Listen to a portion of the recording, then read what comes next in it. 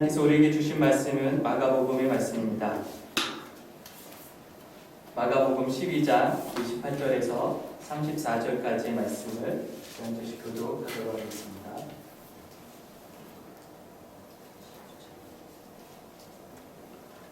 마가복음 12장 28절에서 34절까지의 말씀입니다. 제가 먼저 읽겠습니다. 34절은 같이 읽겠습니다. 서기관 중 한 사람이 그들이 변론하는 것을 듣고 예수께서 잘 대답하신 줄을 알고 나와 묻되 모든 계명 중에 첫째가 무엇이나이까? 예수께서 대답하시되 첫째는 이것이니 이스라엘아 들으라 주 우리 하나님은 유일한 주시라. 내 마음을 다하고 목숨을 다하고 뜻을 다하고 힘을 다하여 주 너의 하나님을 사랑하라 하신 것이요. 둘째는 이것이니 내 이웃을 내 자신과 같이 사랑하라 하신 것이라. 이보다 더 큰 계명이 없느니라.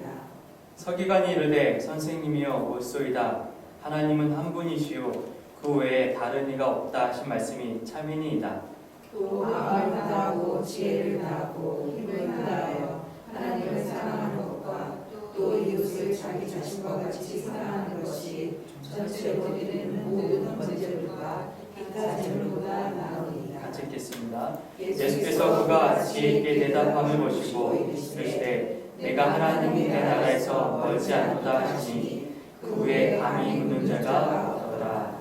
이는 하나님의 말씀입니다. 아멘. 앉도록 하겠습니다. 이 말씀을 가지고 사랑할 줄 아는 사람이라는 제목으로 주의 은혜를 나누기로 합니다. 한 주 동안 잘 지내셨습니까? 네, 많이들 아프신 것 같아요. 사모님 감기가 안 나셔서 지금도 대답하시는데 이렇게 우리 또 최기영 집사님 오늘 원래는 다른 일이 있어서 못 오신다고 하셔서 그러면 오늘 남자는 2명입니다. 아니 3명이죠? 한국 대륙까지? 그러면 여성이 더 많은데 오늘은 기 죽는 날이구나.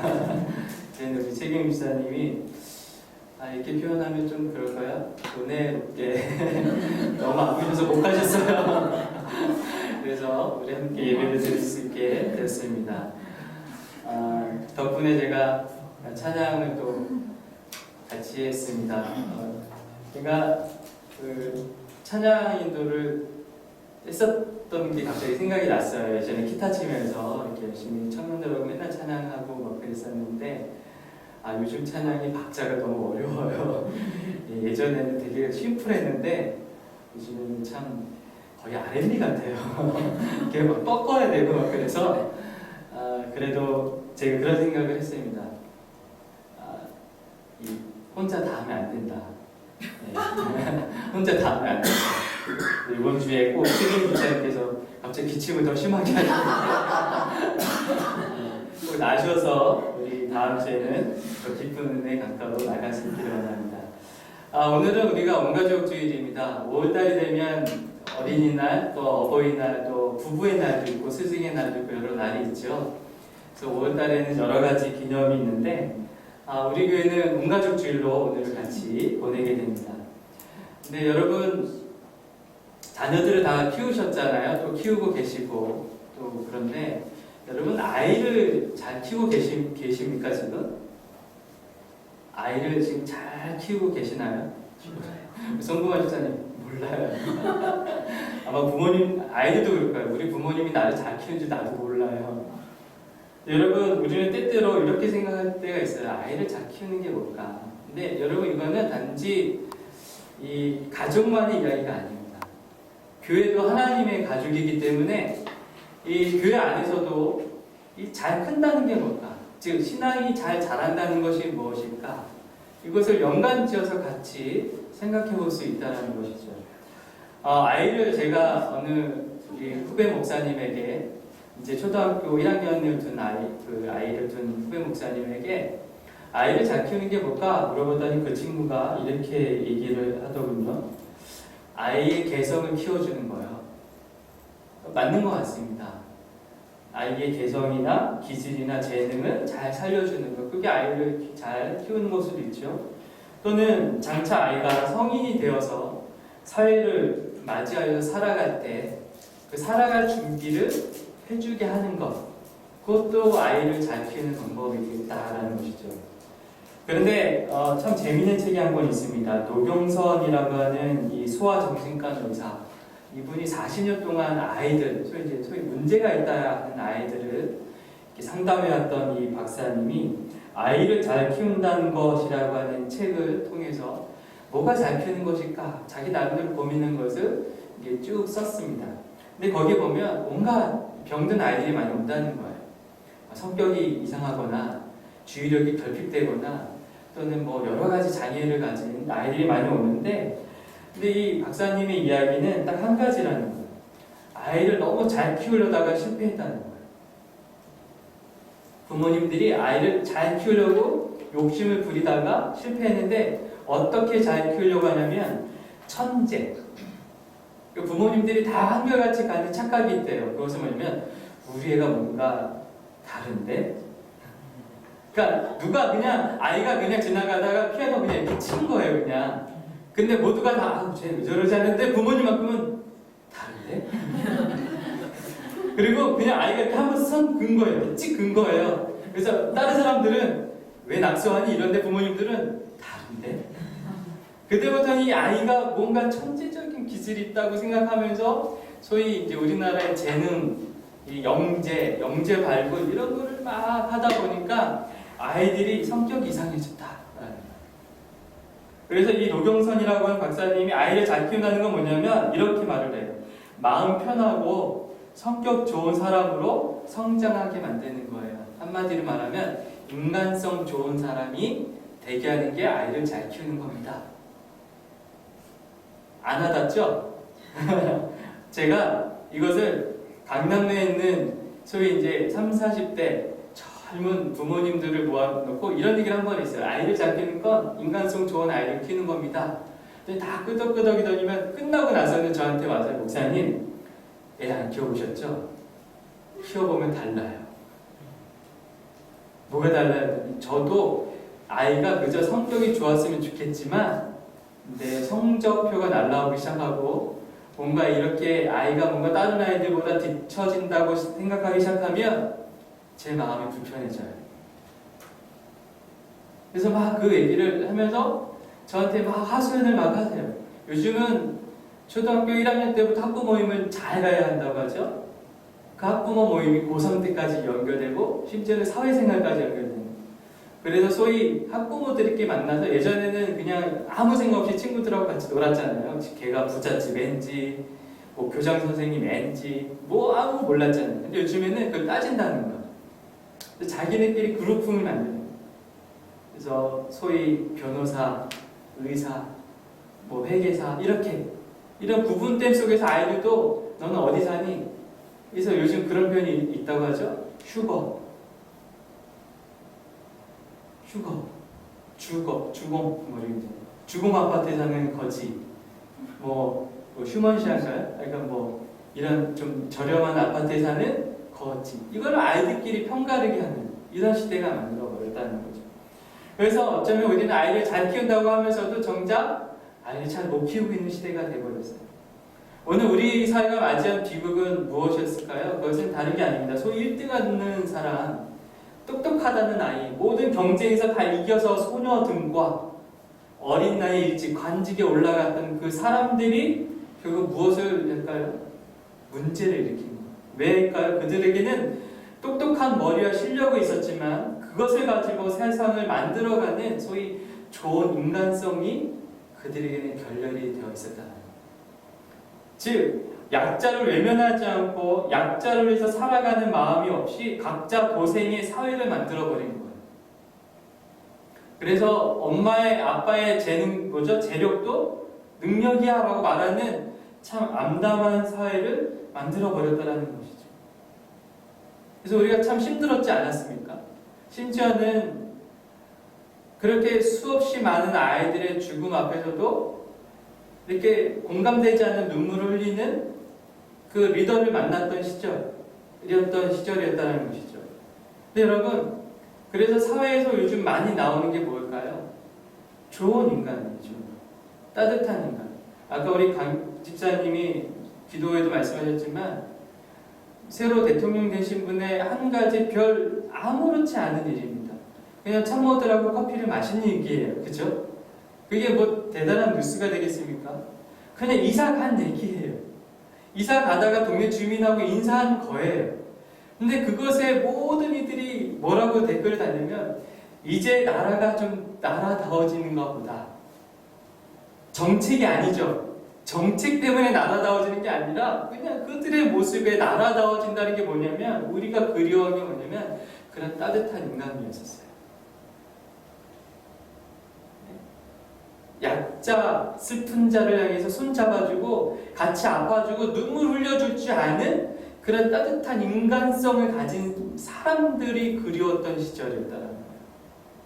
네, 여러분, 그래서 우리가 그 사람들에게 감동하는 의미는 다른 게 아니에요. 그런 것을 우리가 드디어 만났다라는 거예요. 그래서 저는 사회가 계속해서 좀 좋은 인간성을 만들어내는 교육과 그런 일들이 좀 많아져야 된다는 생각을 많이 합니다. 그런데 여러분, 사회에서만 좋은 인간성이 필요할까요? 아닙니다. 교회에서도 필요한 것이 좋은 인간성이라는 거예요. 제가 부교육자 시절에 섬겼던 교회 목사님이 굉장히 부지런하신 분이셨습니다. 그래서 어디 교회가 무엇인가 잘한다고 하면 거기가 제주도이든 어디든 상관하지 않고 무조건 찾아가셨던 분이에요. 근데 혼자만 가시지 않으세요. 혼자 가시지 않고 꼭 모든 부목사들을 다 데리고 갑니다. 그러니까 가셔서 정작 본인은 한마디도 안 하세요. 우리 보고 질문하라고 하세요. 우리 보고, 그러니까 나름대로는 우리를 좀 이렇게 가르쳐 주시려고 우리를 향한 어떤 배려였던 것 같은데, 그래서 한 번은 제자훈련을 잘해서 성장했다고 하는 교회에 탐방하게 됐습니다. 이런저런 이야기를 듣고 나서 이제 담임 목사님과의 대화 시간에 그 교회 담임 목사님한테 제가 이런 질문 한번 해봤습니다. 목사님, 교회에 직분자 세우는 기준이 뭡니까? 그래서 제가 이 질문한 이유는 두 가지 때문에 그래요. 하나는 제자훈련이라고 하는 과정을 마쳤다는 것이 정말 신앙에 있어서 하나의 기준이 될 수 있을까? 두 번째는 제자훈련이라고 하는 과정을 거치지 않은 이들에 대해서는 그러면 교회는 어떤 태도를 갖는가? 즉 소외시키는 건 아닌가? 이런 여러 가지 복합적인 의도를 담고 질문을 던졌는데 그 질문을 받은 목사님이 아주 인상적인 대답을 했어요. 단호하게 이렇게 얘기해요. 인간성이요. 저는 인간성 봅니다. 그간의 자신의 목회 경험으로 볼 때 아무리 제자훈련을 다 했다고 해도 인간성이 문제가 되면 직분자로 절대 세우지 않습니다. 왜냐하면 인간성이 변화되지 않고 나쁜 사람은 제자훈련을 마치고 나면 그 사람은 이내 교회에서 문제가 됩니다. 반면에 인간성이 좋은 사람은 제자훈련을 다 마치고 나서도 직분을 주지 않아도 문제를 일으키지 않습니다. 제가 그 목사님의 이야기를 들으면서 참 인사이트 있다 이런 생각을 했거든요. 그러면서 제가 느꼈던 게 뭐냐면 여러분, 제자훈련은 뭐냐면 좋은 교회를 위한 사역자를 만들어내고 소위 제자를 만들어내는 것에만 목적을 둬서는 안 되는 거예요. 무엇을 해야 되냐면 좋은 인간성을 가진 그리스도인으로 바뀌어가는 시간으로서의 제자훈련이 있어야 돼요. 그것이 없으면 지식은 충만하지만 마음이 변화되지 않는 거예요. 그러면 마음이 변화되지 않은 사람은 자신 안에 있는 그 지식의 충만함을 가지고 어느새 무기를 삼는다는 것이죠. 즉 교만과 겸손의 중간에서 그 갈피를 못 잡는 사람이 된다는 것입니다. 여러분, 좋은 인간성이라는 것은 제가 생각할 때는 그렇습니다. 겸손할 줄 아는 것이라고 생각해요. 자신의 부족함을 알고 열린 태도로 배우려는 자세가 정말 겸손한 사람인 거죠. 좋은 인간성이라는 것은 그 겸손으로부터 출발하는 거예요. 우리 오늘 찬양했지 않겠습니까? 주님, 우리는 부족합니다. 우리는 연약합니다. 그래서 우리는 죄인임이라고 말할 수 있는 그 마음이 바로 하나님 앞에 우리가 할 수 있는 최상의 겸손의 모습이라는 거예요. 그 최상의 겸손의 모습으로 나아갈 때 우리 마음이 어떻게 될까요? 부드러워지는 거예요. 낮아지는 거예요. 부드러워지고 낮아진 마음에 은혜가 더해지는 것입니다. 그러나 내가 무엇인가를 안다고 생각하고 내가 무엇인가를 조금 가지고 있다고 하는 겸손이 아닌 교만의 마음을 가진 사람이라면 그 사람은 늘 자기 주장과 성격을 내세울 뿐이라는 거죠. 화합하거나 조화를 이루는 사람이 아니다라는 것입니다. 따라서 우리는 계속해서 좋은 인간성을 가진 사람으로 내 자신을 바꿔가고 변화시켜가는 일들을 해야 한다는 거예요. 이쯤에서 우리가 좀 진지하게 한 번 더 생각해 볼 게 있어요. 그러면 우리 기독교 신앙은 어떤 인간상을 가지고 있을까라는 거예요. 구체적으로. 단순히 겸손한 것을 더 넘어서서 어떤 인간상을 가지고 있을까라는 것이죠. 즉 신앙이 말하는 인간으로 변화되고 성숙해야 되는데 그 신앙이 말하는 인간이 무엇일까? 여러분 아십니까? 여러분은 내가 어떤 인간으로 어떤 사람으로 날마다 끊임없이 변화하기를 노력해야 되고 애써야 하는가 라고 하는 그 인간상을 갖고 계십니까? 그 신앙적 인간상이라는 거예요. 오늘날 많은 사람들이 기독교에 실망하죠. 실망하는 이유는 복음 이상에서가 아닙니다. 무엇이 이상해서일까요? 그리스도인이 이상해서예요. 복음이 이상해서가 아니라 그 복음을 안다고 하는 사람들의 살아가는 인간성의 모습이 굉장히 기괴하다. 열심히 기도합니다. 철회에 참석합니다. 온갖 직분을 다 맡고 열심히 교회에 올인합니다. 그런데 정작 가난한 세입자에게는 야박하게 그지없는 모습을 보여줄 때, 그럴 때 사람들이 실망합니다. 평소 아무 관심도 없다가 불현듯 어느 날부터 접근해 오다가 밥 사주고 커피 사주고 나중에 결국 총동원 전도주일에 가자고 말했대. 그때 또 한 번 실망하는 거예요. 즉 사람을 목적으로 대하는 우리의 태도. 사회의 아픔이나 문제에 대해서는 조금의 관심도 없이 오직 나는 주님만 바라본다고 말하는 것. 그것이 영적인 이기주의로 보이게 될 때 실망한다. 교회에서는 제법 중직인 분들이 교회에서 가장 문제를 만들어내죠. 여러분 새신자는 문제를 만들지 않아요. 그렇죠? 똑같습니다. 가정에서도요. 애들이 5살, 6살 말하기 전까지 얼마나 예쁩니까? 그렇죠? 주는 대로 먹고 오라고 하면 오고. 근데 어느 때부터 애가 나에게 시험이 되나요? 말하기 시작할 때부터. 그때부터 우리는 어떤 사람으로 계속 이 아이가 성장이 되는가를 말해줘야 되는 거예요. 동일하게 우리가 가족에서만이 아니라 교회 안에서도 우리가 서로가 서로에게 계속 격려하면서 우리가 이런 사람으로 바꿔가야 합니다 라고 얘기해줘야 되는 뚜렷한 인간상을 갖고 있어야 된다는 거예요. 그런 게 없으면 우리는 어떤 사람이 되냐면 이런 사람이 돼요. 참 잘 되는 나를 원해요. 조엘 오스틴이라고 하는, 저는 개인적으로 이 사람이 21세기 최고의 인간이라고 생각되어집니다. 성경은 한 번도 참 잘 되는 나, 긍정적인 사고를 얘기한 적이 없어요. 오히려 주님은 우리에게 뭐라고 말씀하셨냐면 하늘에서와 같이 땅에서도 그의 나라가 이루어지기를 원하는 나를 말하라고 이야기했었어요. 심지어는 참 잘 되는 내가 아니라 참 안 되고 고난스러운 나를 말하는 게 성경의 이야기였었어요. 그러나 어느 순간에 번영, 기복이라는 것이 우리의 신앙의 한 주요한 틀로 바뀌었어요. 그래서 우리는 끊임없이 기독교 신앙이 말하는 사람으로 변화되기보다는 어떤 사람이 되냐면 신앙마저도 성공지향적인 삶을 위한 하나의 수단으로 만들어버렸다는 거예요. 그래서 오늘날의 하나님은 알라딘 램프의 진유와 다를 바가 없어요. 기도하는 것도 어쩌면 알라딘 램프를 문지르는 것 같이 기도할 때가 있지 않을까라는 생각을 해요. 정말 그의 나라와 그의 뜻을 구함이 아니에요. 제가 교육전도사 시절에 늘 여름과 겨울이면 학생들 데리고 수련회를 갔었어요.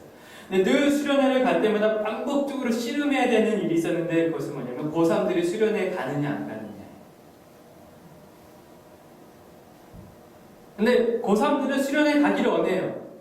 나름대로 저와 의기투합이 잘 돼가지고 아이들이 이런 얘기해요. 목사님, 제 인생에서 첫 번째 가장 어려운 시간입니다. 제 인생에서 가장 하나님이 필요한 시간입니다. 그러니까 저를 수련회 가야만 합니다. 가서 기도해야 됩니다. 솔직히 제가 도서관에 일주일 앉는다고 해서 1점이 오르진 않습니다.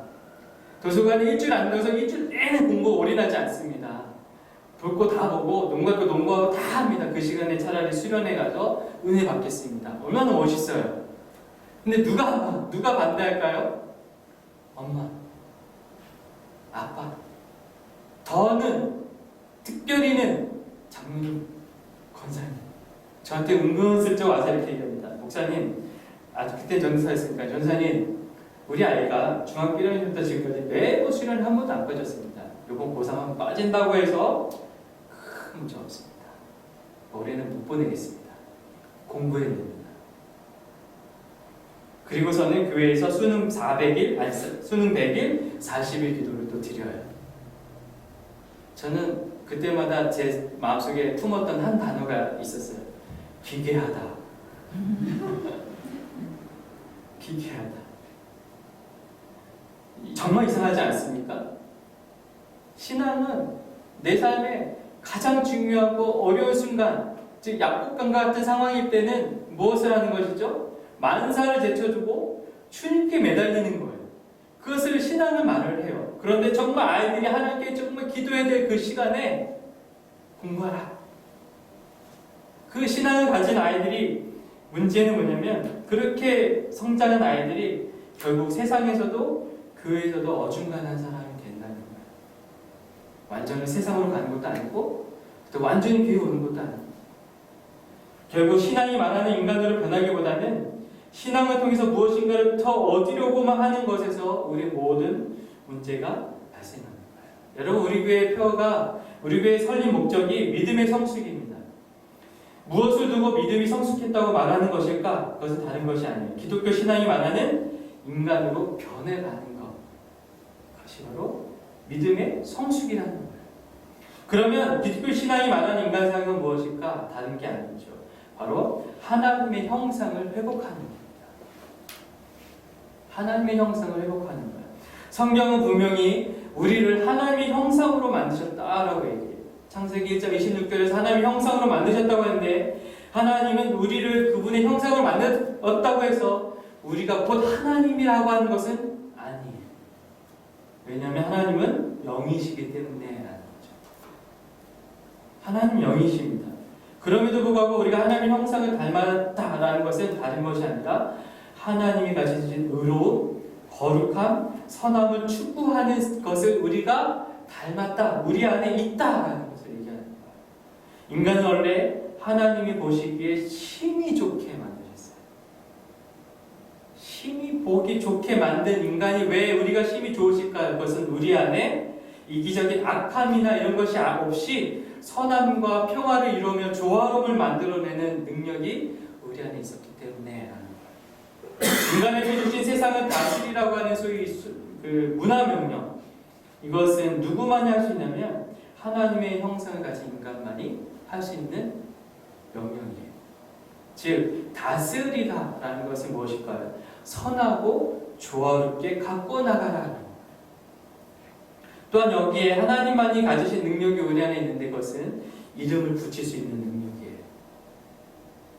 이름을 붙일 수 있다라는 것은 뭡니까? 그 모든 사물의 속성과 성향을 다 잘 파악하고 그에 걸맞는 이름을 줄 수 있다라는 것은 바로 지적인 능력인데, 그 지적인 능력이 바로 하나님의 형상인 우리에게 있다라는 것이죠.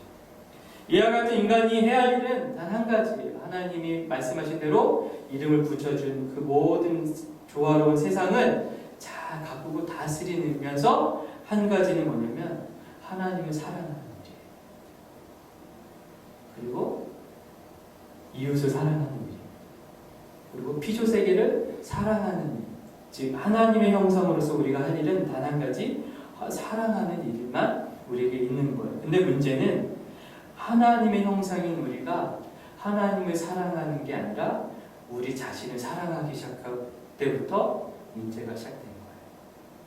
우리 자신을 사랑하기 시작했다는 것은 무엇일까요? 그것은 내가 하나님처럼 되라고 하는 사단에게 우리 자신을 내어주는 거예요.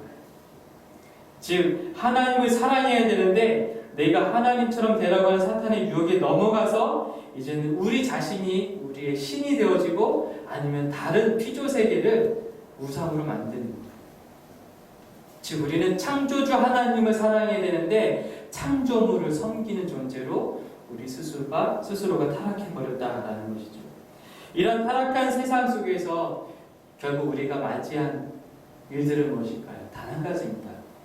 불화. 아니고자에 화목할 화자. 화목이 없음의 세상을 우리가 살아가고 있다라는 것이죠. 즉 하나님과의 불화, 그리고 이웃과의 불화, 그리고 더 큰 문제는 뭔지 아십니까? 자기 자신과의 불화. 이것이 바로 하나님의 형상이었던 우리가 타락한 이후에 만나게 된 비극이라는 거예요. 즉 불화와 소외됨이라고 하는 죄가 우리 삶의 고통으로 다가가는 거예요. 하나님과의 평화롭지 못한 관계 안에서 우리는 계속해서 다른 것을 목말라하고 추구하게 되어지죠. 그리고 우리는 계속해서 이웃을 함께 살아가는 존재로 바라보는 게 아니라 경쟁이 상대로 바라보는 거예요. 경쟁이 상대로 바라보는. 저는 나중에 성장해서 알았어요.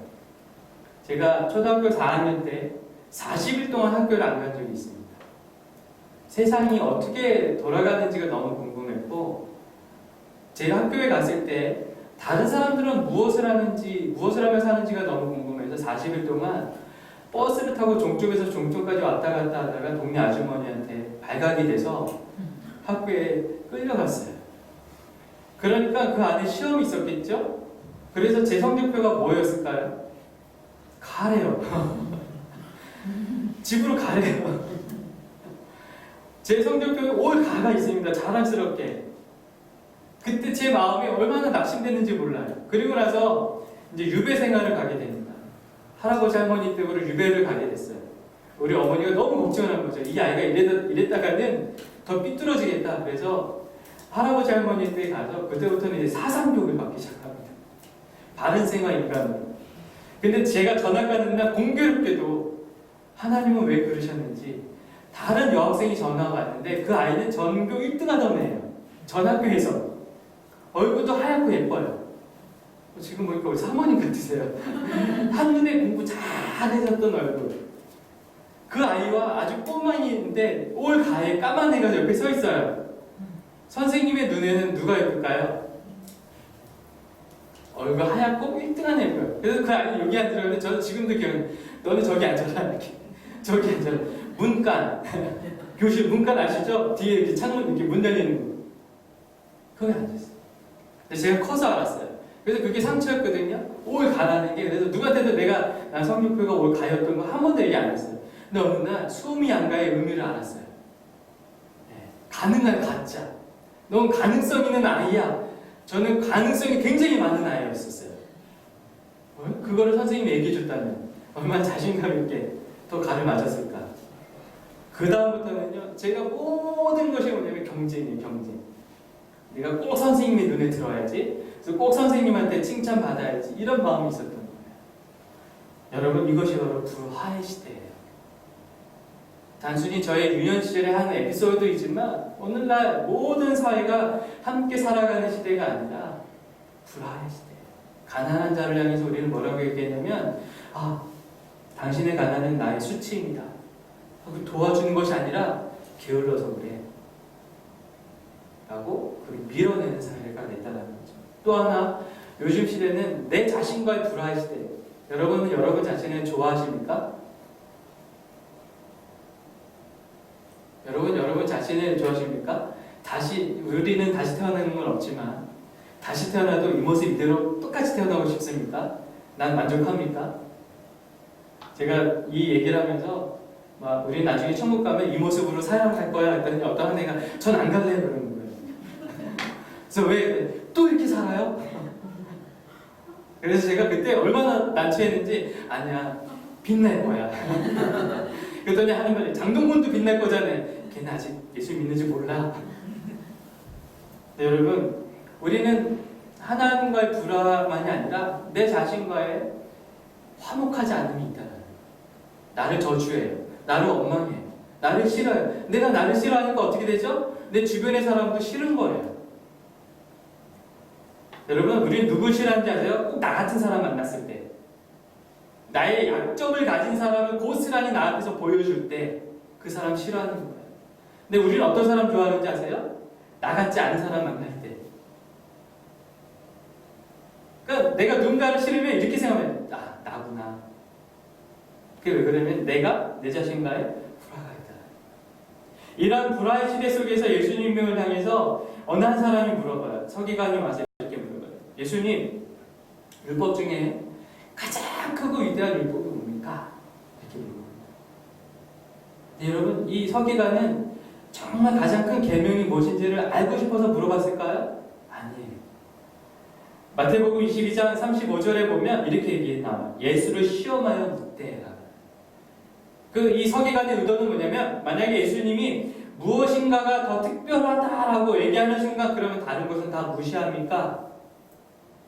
그러면 이 율법학자의 마음에는 뭐가 있냐면, 모든 율법 613개의 계명을 다 지켜야만 완벽하고 완전하다고 하는 그 사고 안에서 다른 것을 무시하면 당신은 율법을 어기는 사람입니다 라고 말하고 싶었던 거예요. 그렇게 어떤 올무를 만들어서 던지는 질문이었었어요. 그런데 그런 질문에 예수님이 이렇게 얘기해요. 즉시로 얘기했죠. 하나님을 사랑하고 이웃을 내 몸처럼 사랑하십시오. 이것이 가장 크고 위대한 계명입니다. 이것을 소위 쉐마라고 해요. 신명기 6장 1절에서 9절에 나오는 말씀인데, 이 유대인들이 쉐마를 매일같이 아침 저녁으로 암송하고 또 암송했었어요. 여러분, 이 말씀을 암송하는 것이 정말 하나님의 의도였을까요? 아니에요. 그런 사람이 되십시오라고 우리에게 주신 말씀이었다는 거예요. 그런데 그런 의도와는 무관하게 유대인들은 계속해서 기계적으로 이 말씀을 외우면서 한낮에 강도를 맞아 거의 죽게 된 일을 피해가거나 또는 늘 자신이 더럽혀질 것을 질색하면서 병들고 힘없는 자들을 외면하는 자들로 살아갑니다. 즉, 유대인들의 모습은 종교인의 모습으로 살아가고 있다라는 것이죠. 이러한 태도들에 대해서 예수님은 하나님을 사랑하고 이웃을 내 몸처럼 사랑하십시오라고 말씀을 통해서 하나님의 형상인 그 원래의 모습으로 회복해야 될 것을 우리에게 말씀해 주시는 거예요. 다시 말하면 우리가 왜 율법대로 살아가고 왜 여러 가지 조항을 지키겠습니까? 그것은 자기 의로움을 위한 것이 아니라 그런 것을 통해서 하나님의 형상의 참다운 모습을 회복하는 것이에요. 다시 말하면 여러분, 십계명은 왜 줬을까요? 왜 주셨을까요? 십계명의 핵심이 무엇입니까? 하나님 사랑하는 거예요. 좀 더 엄밀하게 얘기하면 하나님만 사랑하는 거예요. 하나님도 사랑하는 것이 아니라 하나님만 사랑하는 거예요. 여러 기타의 다른 신들을 곁에 두고 하나님도 사랑합니다가 아니라 그것은 신이 아닙니다. 진정한 우리를 만드신 창조주는 여호와 하나님이십니다. 하나님만이 우리의 창조주이십니다 라고 하는 고백을 하는 것. 그리고 나머지 또한 십계명은 뭘까요? 이웃을 어떻게 내가 대하며 사랑하며 살아가는 것이 무엇인가를 최소한에서 얘기해 주신 거예요. 즉 하나님만 사랑할 줄 알고 이웃을 정말 사랑할 줄 아는 사람이야말로 기독교 신앙이 말하는 진정한 인간상, 좀 더 하나님의 의도대로 말하면 하나님의 형상인 회복하는 사람이라는 거예요. 따라서 하나님의 사랑에 힘입어 불화가 아닌 평화와 사랑을 실천할 줄 아는 사람이 되는 것, 그걸말로 우리가 정말 잘 성장하고 잘 크는 것이고 믿음이 성숙해 나간다라는 것입니다. 말라기에 보면 하나님이 이런 말씀하십니다. 나는 너희들이 나오는 것을 또 너희들이 나에게 바치는 이 산의 진미의 온갖 제사상에게 신물이 났다. 신물이 났다. 왜 그러실까요? 그것은 사랑 없이 나오고 사랑 없이 살아가는 모습을 하나님이 마음하신 것이라는 거예요. 그렇기에 신앙이 깊어졌다는 것, 신앙 안에서 성숙한 어른이 되었다는 것은 내가 교회에 충성하고 교회에 무엇인가를 더 드리고 무엇인가를 더 직분을 맡는 것이 아니라는 거예요. 그것은 2차적인 거예요. 본질적인 것은 무엇입니까? 내가 정말 사랑할 줄 아는 존재로 날마다 바뀌어가는 거예요. 암송을 많이 하는 것이 중요하지 않습니다. 기도를 많이 하는 것이 중요하지 않습니다. 예배를 많이 드리는 것 중요하지 않습니다. 물론 중요할 때가 있습니다. 그러나 더 본질적으로 중요한 것이 뭔지 아십니까? 내 안에 사랑이 있는 것입니다. 우리 아이들이 공부 잘하는 거 중요합니다. 건강한 거 중요합니다. 그러나 그보다 더 중요한 게 뭔지 아실까요? 그 안에 아이의 가슴 속에 사랑이 뛰어 있느냐, 사랑이 숨쉬고 있느냐. 인도의 선교사였던 스탠리 존스가 쓴 인도의 길을 걷고는 예수라고 하는 책에 이런 얘기가 납니다. 어느 날 이 스탠리 존스 목사가 간디를 만났습니다. 그리고 간디에게 이렇게 얘기합니다. 기독교가 인도인의 삶의 일부가 되고 인도의 정신을 향상시킬 뿐만 아니라 인도를 구원하는 힘이 되었으면 좋겠습니다. 그러자 간디가 스탠리 존스에게 이렇게 얘기했다고 합니다. 우선 여러분 기독교인들과 선교사들을 포함해 모든 서양인들은 오늘부터 예수 그리스도처럼 살아가도록 하십시오. 두 번째, 여러분은 반드시 자기네 종교의 가르침대로 살아야 합니다. 품위를 떨어뜨리는 행위를 하지 말고 타협을 하지 말 것을 제안합니다. 세 번째, 저는 여러분이 사랑을 강조해야 한다고 생각합니다. 사랑이야말로 기독교 정신의 중심이기 때문입니다. 끝으로 여러분이 비기독교 종교와 문화를 열린 마음을 가지고 공부해야 한다는 것을 말씀드리고 싶습니다. 여러분, 기독교가 추구하는 인간상이 무엇이어야 하는 것을 간디가 정확하게 이야기해 준 거예요. 이것은 단순히 스탠리 존슨에게 했던 말로 끝나면 안 된다고 생각되어집니다. 오늘 우리의 삶에서도 중요합니다. 여러분, 우리는 정말 예수님처럼 살아가야 합니다. 윤기철이라고 하는 사람이 변화되어서 이제 예수님처럼 살아가는 것을 날마다 노력해야 되고 날마다 성령에 힘입어서 그 삶을 살아가기를 애써야 한다는 거예요. 그리고 무엇보다도 우리가 말한 대로, 우리가 들은 대로, 우리가 읽은 대로 살아가는 삶, 그 삶이야말로 정말 하나님의 형상을 회복하는 삶인데 그 삶이 무엇일까요? 즉 사랑이 있는 삶이라는 것입니다.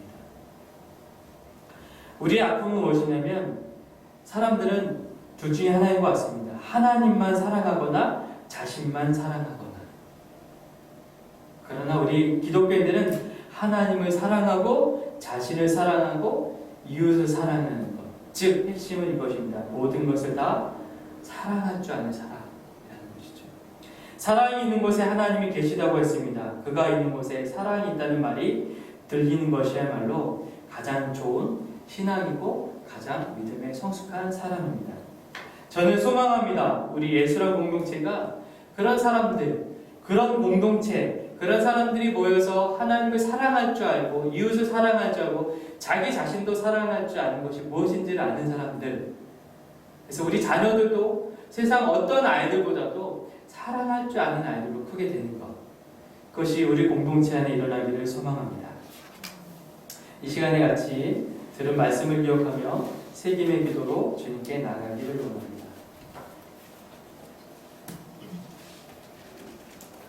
여러분 안에 사랑이 있는지를 발견하셨으면 좋겠습니다.